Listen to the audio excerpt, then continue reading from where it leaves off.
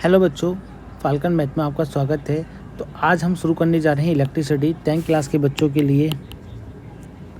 Chapter अभी तो नहीं आएगा पर बाद में ज़रूर आएगा, तो आप अभी भी इसे देख सकते हो। तो स्टार्ट करते हैं।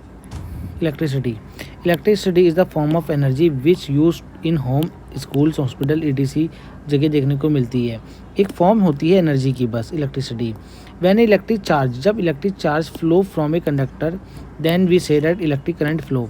यानी कि जब हमारा किसी भी कंडक्टर से चार्ज फ्लो होगा, चार्ज अगर इधर फ्लो हो रहा है इस डायरेक्शन में, करंट हमारा इस डायरेक्शन में फ्लो होगा।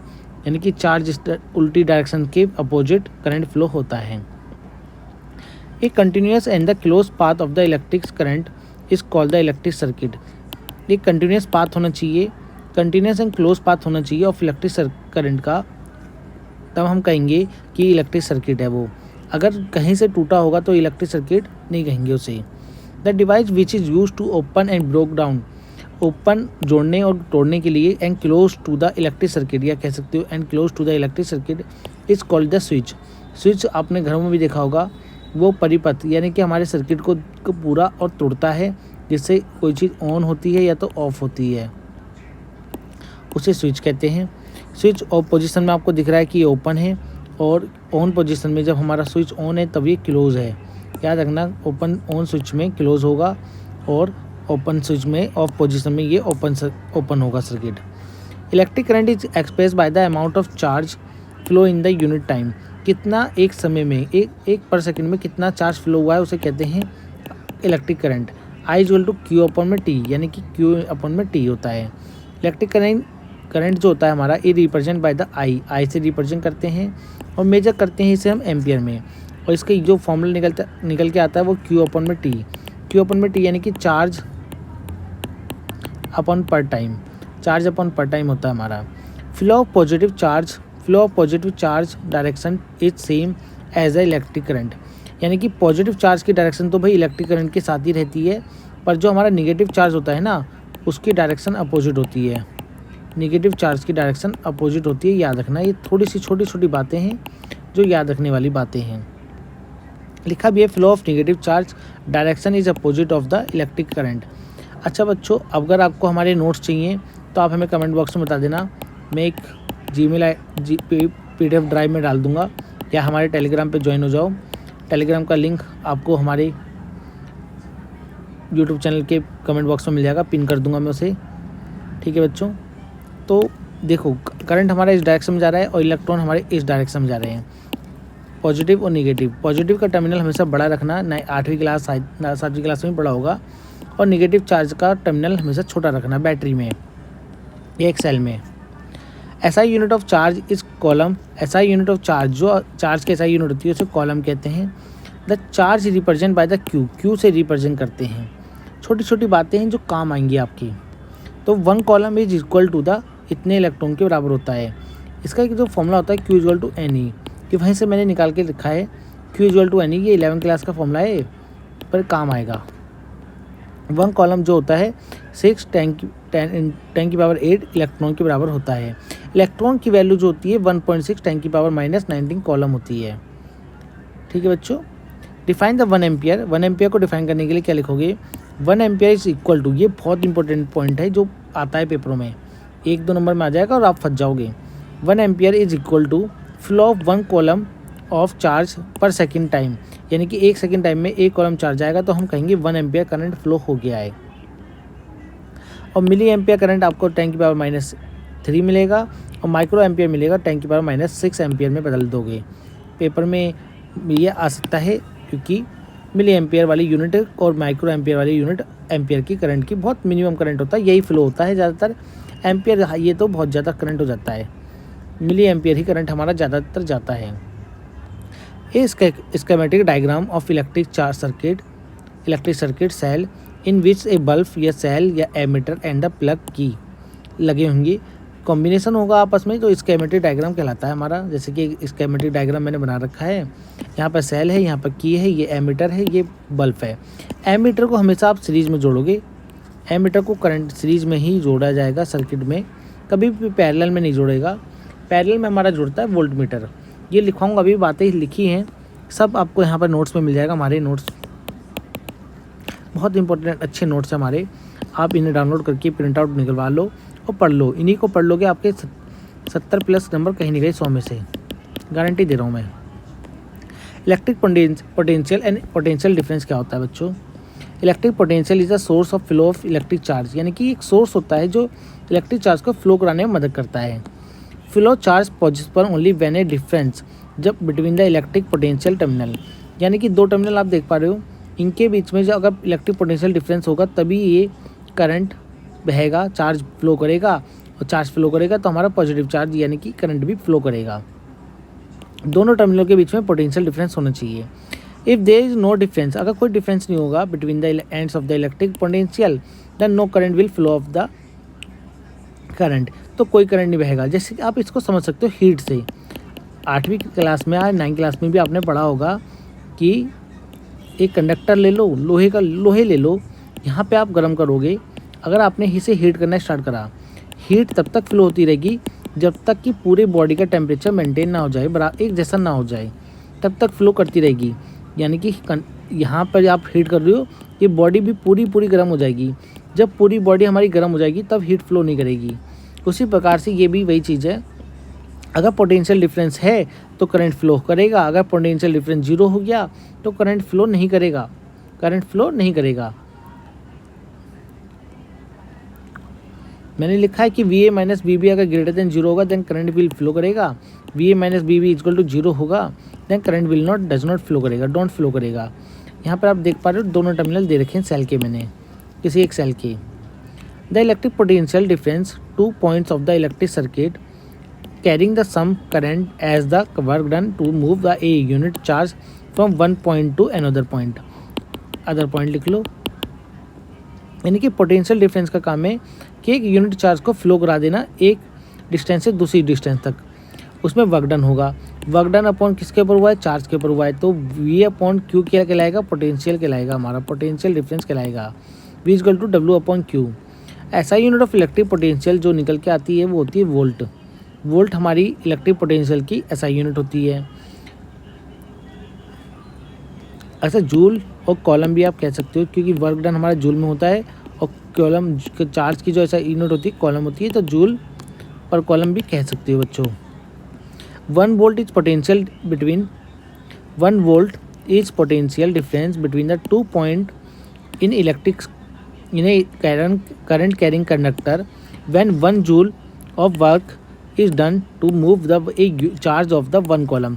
एक कॉलम के चार्ज को मूव कराने में एक जूल का वर्क डन होगा, उसे हम कहेंगे 1 वोल्ट हुआ है, 1 वोल्ट हुआ है बच्चों। यानी कि याद रखना 1 वोल्ट 1 एम्पियर बहुत ज़्यादा इंपॉर्टेंट सवाल बनते हैं हमारे।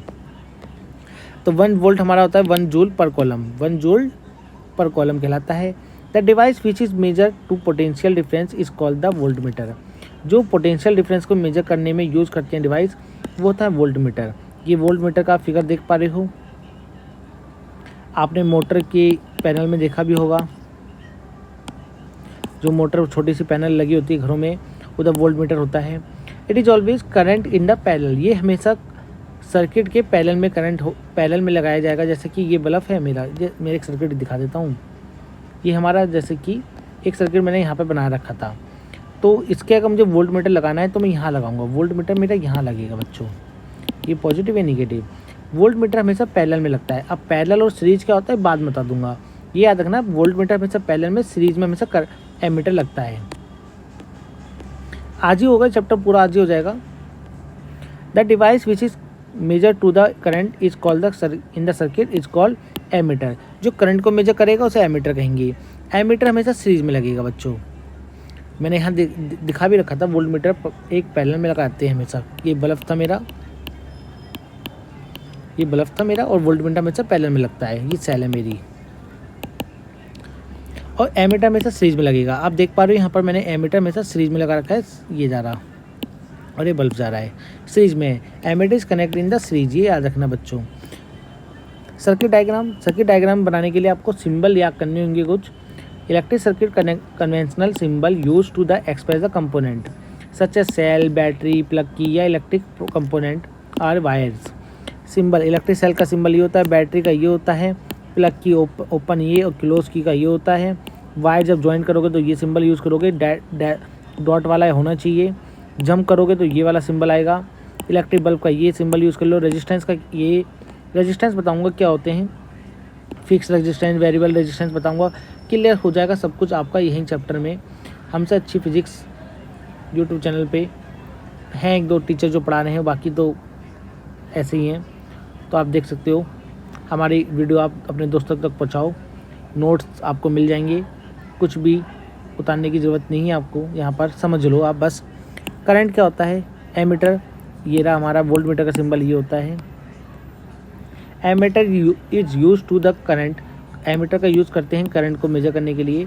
It is use to volt across the component, voltage measure करने के लिए यूज़ करते हैं। वोल्टेज लिख लो, voltage across the component. Ohm's law पे आ जाते हैं हम लोग।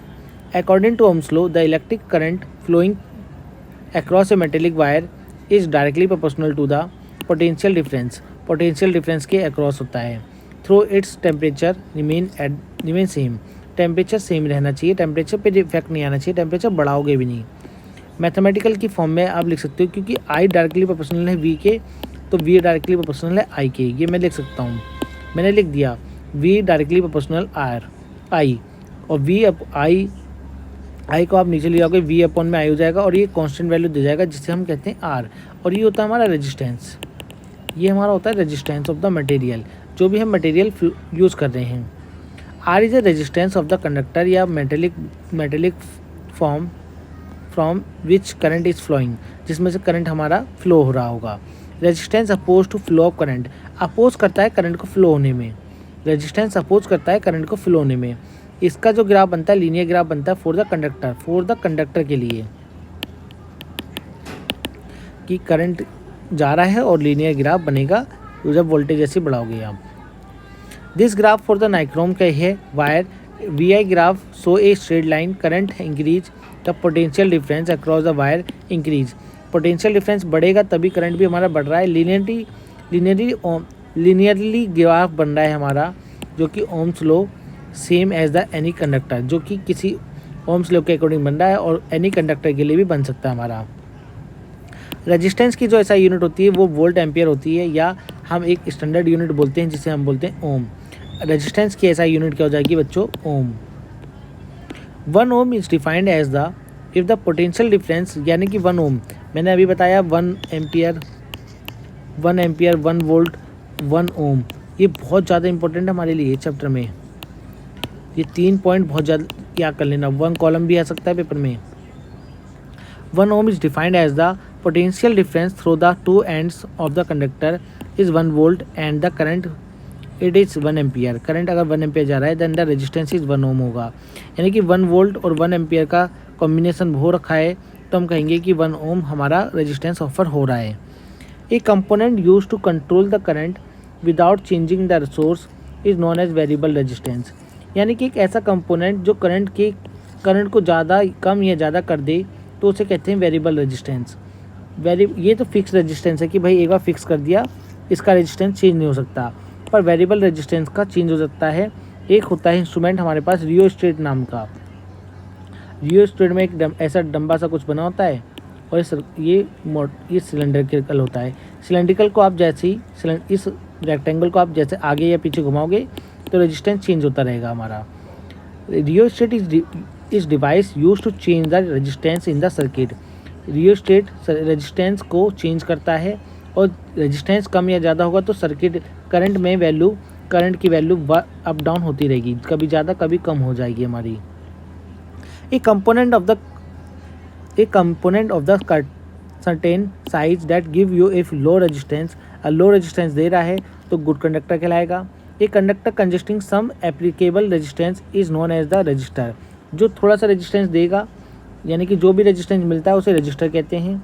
ए component of similar size that offer the higher resistance, अगर ज़्यादा रेजिस्टेंस मिल रहा है हमें उसी साइज में ही तो वो हमारा पुअर कंडक्टर कहलाएगा बच्चों। Insulator of the identical size, बिल्कुल सेम साइज का ही ऑफर द हायर रेजिस्टेंस, ज़्यादा रेजिस्टेंस करेगा तो हम उसे इंसुलेटर कहते हैं। इंसुलेटर और कंडक्टर और पुअर कंडक्टर ये आपने बचपन से ही पढ़े हुए हैं 8वीं 7वीं क्लासों में, तो ये ज़्यादा डिटेल में तो आता नहीं है। Resistance of conductor depends on, resistance जो डिपेंड करता है वो हमारा करता है भाई, रेजिस्टेंस जो डिपेंड करता है वो करता है एरिया ऑफ क्रॉस सेक्शन, कि ये अगर मेरे पास कोई कंडक्टर है, ये हो जाएगा एरिया ऑफ क्रॉस सेक्शन, कि उसका क्रॉस सेक्शन एरिया कितना है, कितने स्क्वायर मीटर है, कितने स्क्वायर mm में है। ठीक है बच्चों। लेंथ ऑफ कंडक्टर, कितना लंबा वायर है, तो इसलिए बोलते हैं वायर में ज़्यादा लंबा नहीं होना चाहिए। ठीक है बच्चों। On the nature of the material, किस नेचर का बना है। हमारे घरों में जो यूज़ करते हैं एल्युमिनियम और कॉपर की वायर यूज़ करते हैं बच्चों, पर घर में ज़्यादातर कॉपर के यूज़ करते हैं, क्योंकि कॉपर से बिजली का बिल कम आता है, रेजिस्टेंस कम होता है तो बिजली का बिल कम आता है, पर महंगा होता है कॉपर। आर डायरेक्टली प्रोपोर्शनल है एल के, और इन्वर्सली प्रोपोर्शनल है क्रॉस सेक्शन एरिया के, तो ये दोनों का कॉम्बिनेशन बन जाएगा L/A। कांस्टेंट प्रोपोर्शनलिटी का साइन हटेगा तो इक्वल टू में एक वैल्यू आएगी कांस्टेंट की, रो कहते हैं इसे बच्चों, इसे कहते हैं रो। रो इज ए कांस्टेंट, आप इसे रोला भी कह सकते हो, देखो रो ला। रो इज कॉल्ड द रेजिस्टिविटी, रो को हम रेजिस्टिविटी ऑफ द मटेरियल कहते हैं। ये कांस्टेंट रहती है हर मटेरियल की, जो भी मटेरियल आप यूज़ करोगे सबकी फिक्स रहेगी। SI यूनिट ऑफ रेजिस्टिविटी वो हमें देखने को मिलती है ओम मीटर। क्यों नहीं, कैसे निकालिए आप यहाँ पर देख सकते हो बच्चों। रेजिस्टेंस की ओम, एरिया की मीटर स्क्वायर और लेंथ की मीटर, मीटर से 1 मीटर चला जाएगा तो बचेगा ओम मीटर। रेजिस्टिविटी SI यूनिट बहुत ज़्यादा इंपॉर्टेंट है, रेजिस्टिविटी की SI यूनिट बहुत ज़्यादा इंपॉर्टेंट है, देखने को मिल सकती है पेपर में।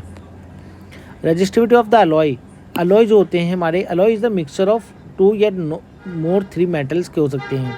Alloy is generally higher in comparison to the its constitute metals, यानी कि अलॉय का जो रेजिस्टिविटी होती है, जो जिससे बना होता है, जिस मेटल से बने होते हैं उससे ज़्यादा रेजिस्टिविटी इनकी होती है।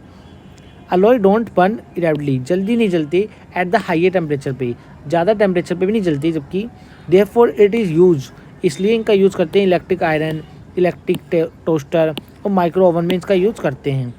टंगस्टन देख लो, tungsten is use for making the filament, बनाने में यूज़ करते हैं इलेक्ट्रिक बल्ब का। जो फिलामेंट हमारा होता है ना टंगस्टन ऐसा कुछ होता है, बल्ब के अंदर एक वायर होता है, ये जो बना होता है फिलामेंट, इसे फिलामेंट कहते हैं, और ये बना होता है टंगस्टन का बच्चों, टंगस्टन का बना होता है। Copper and aluminium are commonly use for the electrical transmission line के लिए यूज करते हैं बच्चों। Resistance of the a system resistor, resistance of a, कई प्रकार के अगर रेजिस्टेंस हमारे एक साथ जोड़ दिए गए तो उसे क्या कहेंगे। देखो बच्चों, रेजिस्टेंस को जोड़ने का हमारे पास 2 तरीके हैं, रेजिस्टेंस अगर सीरीज में है, रेजिस्टेंस अगर पैरेलल में है बच्चों। मैंने 2 रेजिस्टेंस ले रखे हैं, इधर भी, और वी नाम की वोल्ट बैटरी लगा रखी है। अब देखो पहले सीरीज में करेंगे, सीरीज कॉम्बिनेशन देख लेते हैं बच्चों कैसे होता है।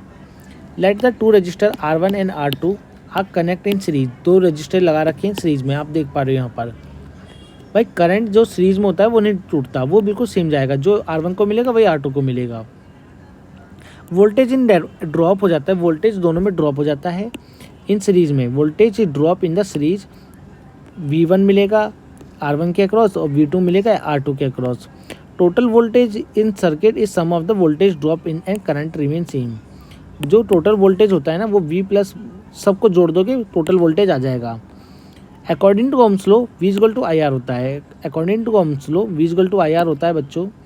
अब देखो वोल्टेज अक्रॉस R1 निकालोगे तो voltage according to Ohm's law के अकॉर्डिंग वोल्टेज अगर तुम R1 के अक्रॉस निकालोगे तो बच्चों क्या मिलेगा आपको, V1 मिलेगा I/R1 upon I into R1, और V2 के अक्रॉस R2 के अक्रॉस निकालोगे तो आपको मिलेगा I इंटू R2। अब दोनों को जोड़ दो, आप दोनों को जोड़ दिए क्योंकि voltage in the series is sum of the voltage drop, तो V1 प्लस V2 हमारा V कहलाएगा।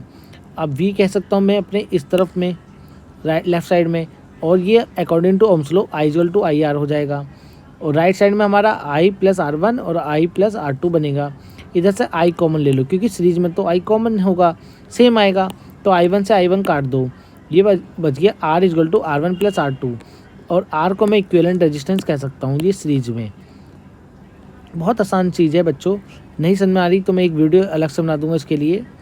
आगे बढ़ते हैं। पैरेलल इन द कॉम्बिनेशन, जब हमारे रेजिस्टेंस कॉम्बिनेशन पैरेलल में लगेंगे तब हमारा क्या होगा, करंट टूटेगा। करंट टूटेगा, वोल्टेज दोनों में सेम जाएगा, वोल्टेज पैरेलल में सेम रहता है। तो करंट का फॉर्मूला आ जाएगा ओम्स लॉ के अकॉर्डिंग वी अपॉन में आर, वी अपॉन में आर आ जाएगा।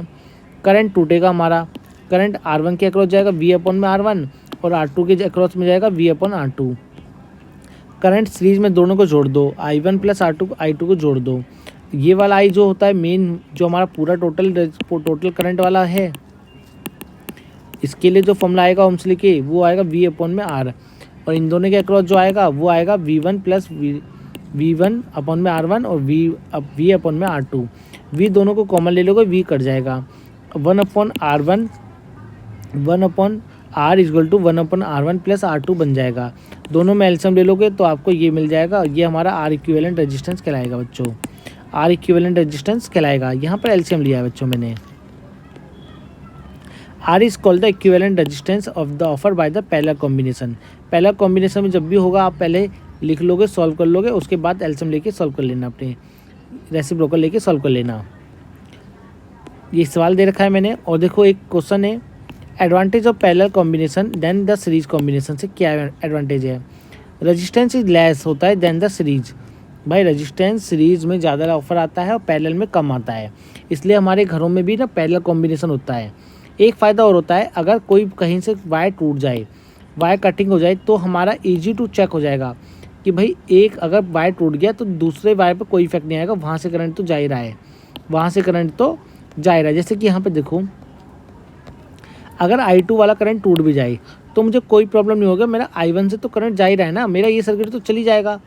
मेरा ये नहीं चल रहा तो कोई दिक्कत नहीं, मेरा R1 तो चली जाएगा ना, जो भी R1 हमारा डिवाइस होगा। तो ये एक फ़ायदा होता है पैरेलल कॉम्बिनेशन में। हमारे घरों में भी पैरेलल कॉम्बिनेशन ही वायरिंग करी जाती है। Heating effect of electric circuit. Heating effect of electric circuit किसे कहते हैं। When the electric current passes through a wire, जब इलेक्ट्रिक करंट पास होगा एक वायर से, then the some source of energy in connecting the current may be use in to the useful work. कुछ useful work होगा और rest of the some source energy may be expend हो जाएगी in the heat. भाई कुछ तो energy heat की form में चली जाएगी। जब भी मेरा कोई कंडक्टर या कोई भी मेटल इलेक्ट्रॉनिक डिवाइस यूज होगा, वो वर्क डन तो करेगा ही करेगा, पर कुछ हीट भी प्रोड्यूस करेगा। Heat is produce in increase the temperature. Temperature बढ़ेगा धीरे धीरे, यू में टेम्परेचर बढ़ेगा, जैसे हीट प्रोड्यूस होगी तो भाई उस डिवाइस का, जैसे मोटर चल रही है बहुत लंबे समय तक, तो हमारी मोटर गर्म हो जाती है, क्योंकि क्या होता है, हीट प्रोड्यूस हो जाती है। जो हमने इलेक्ट्रिक एनर्जी दी, मैकेनिकल वर्क तो कर ही रही है मोटर, हमारा काम तो कर ही रही है, पर वो हीट भी पैदा कर रही है, साथ के साथ गर्म भी हो जा रही है। तो यानी कि अगर हम 100% एनर्जी दे रहे हैं ना इलेक्ट्रिक एनर्जी, तो 80% ही एनर्जी हमारी वर्क डन हो रही है, 20% एनर्जी हमारी हीट में जा रही है। इसलिए हम बोलते हैं कि मोटर में ऑयल डालो ताकि ज़्यादा फ्रिक्शन ना आए। फ्रिक्शन ज़्यादा आएगा तो हीट ज़्यादा प्रोड्यूस होगी वहाँ पर। You may have observe that the electric fan become hot of the use continuously for the longer time.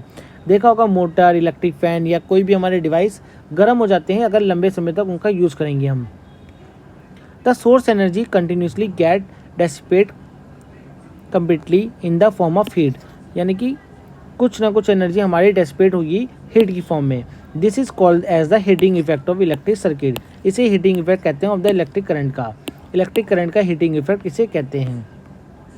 This heating effect is use in the device like the electric heater, electric iron में इसका use करते हैं। जितना ज़्यादा heat produce होगी उतनी ज़्यादा मेरी काम ये पर्पज़ करेंगे, अच्छा काम करेंगे। Suppose a current I flowing through the conductor resistor of the are.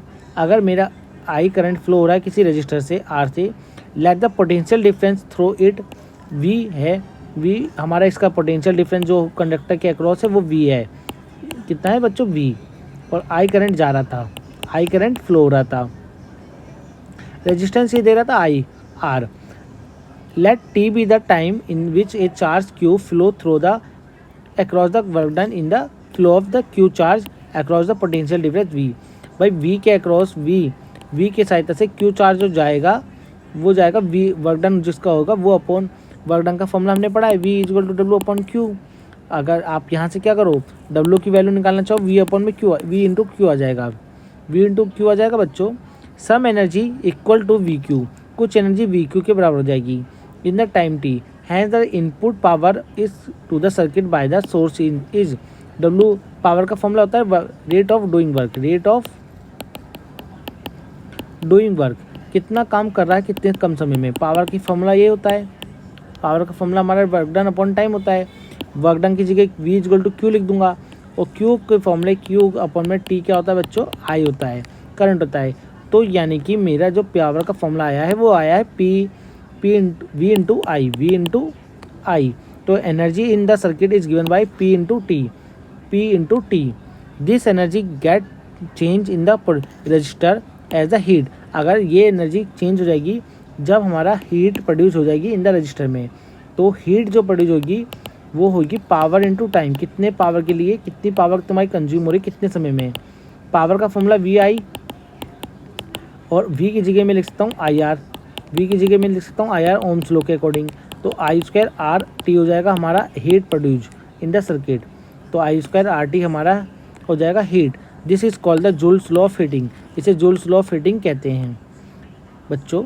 Electric power rate of which electric energy is dissipate या consume in the electric circuit, कितनी कंज्यूम हो रही है इलेक्ट्रिक सर्किट में हमारी एनर्जी, उसे कहते हैं इलेक्ट्रिक पावर। पावर का फॉर्मूला होता है V इंटू आई को हटाओगे आप, V को हटाओगे आई आर लाओगे तो आई स्क्वायर आर हो जाएगा हमारा पावर का फॉर्मूला। पावर को हम वाट में मेजर करते हैं, और वर्क डन को जूल में करते हैं बच्चों, कोई कंफ्यूजन नहीं पालनी है, वर्क डन को जूल में करते हैं। 1 वाट का मैंने यहाँ पे लिख रखा है, 1 watt is defined as the power consume by the a device that carry the 1 ampere current when it is operated at the potential difference 1 volt. 1 volt पे डिपेंड करेगा। यहाँ पर आप देख पा रहे हो पावर का फॉर्मूला V अपॉन आई होता है, मैंने 1 वोल्ट की बैटरी 1 वोल्ट ले लिया और आई को भी 1 एम्पियर ले लिया, तो 1 वाट हमारा जाएगा 1 वोल्ट इंटू 1 एम्पियर, तो VA के बराबर हो जाएगा हमारा। यहाँ पे एक ऐसा यूनिट और निकल के आती है, power in the kilo what and the time in hours, तो उसे कहते हैं यूनिट। पावर हमारी होगी किलोवाट में, और 1 घंटे का समय लेगा किलोवाट, उसे हम यूनिट कहेंगे। जो हमारे घरों में यूनिट आती है वो यही होती है। हमारे घर का जो, अगर आप 20 वाट का बल्ब भी पूरे महीने भर चलाओगे ना, कुछ बिजली का बिल नहीं आएगा उससे, कुछ बिजली का बिल भी नहीं आएगा, क्योंकि 20 वाट का बल्ब है, 1000 से इंटू भी करनी है अभी मुझे, इसे 1000 से डिवाइड कर दो किलोवाट में लाने के लिए, और आप 30 दिन में अगर 12 घंटे 8 घंटे जितने भी चला रहे हो उसे इंटू कर लो, ठीक है, तो उतनी यूनिट हमारी आ जाएगी। तो बहुत कम यूनिट यूज़ होती है हमारे एक जो LED बल्ब आ रहे हैं आजकल। Practical application of heating effect की क्या है, electric energy can be convert into the heating effect के द्वारा, जैसे हीटर में करते हैं हम लोग, इलेक्ट्रिक टोस्टर में करते हैं, इलेक्ट्रिक बल्ब में हम फिलामेंट बनाते हैं टंगस्टन से। ये एक फ़ायदा है हमारा हीटिंग इफेक्ट का, इस क्योंकि टंगस्टन का मेल्टिंग पॉइंट बहुत ज़्यादा होता है, which is not possible at the two attain the such temperature पे आने के लिए, इस टेम्परेचर पे आने के लिए हमारे पास बहुत मुश्किल से ही आ पाता है ये टेम्परेचर। बल्ब में नाइट्रोजन गैस भरी जाती है ताकि वो रिएक्शन न कर जाए, याद रखना। फ्यूज़ क्या होता है, फ्यूज़ बहुत ज़्यादा इंपॉर्टेंट है। Fuse are the such device which have the low melting point when high current is flow through the electric circuit. जब इलेक्ट्रिक सर्किट से बहुत ज़्यादा करंट जा रहा होगा, फ्यूज़ का मेल्टिंग पॉइंट कम है, तो करंट ज़्यादा जाएगा तो हीटिंग ज़्यादा होगी और वो पिघल के टूट जाएगा, जिससे हमारा डिवाइस सेव हो जाएगा and melt and the save the device and break down the circuit. बस इतना सा फ्यूज़ की डेफिनेशन है। एक डेफिनेशन और है, हाउस पावर जो होती है वो 746 के 46 वाट के बराबर होती है हमारी, ये याद रख लेना बस। Thank you guys.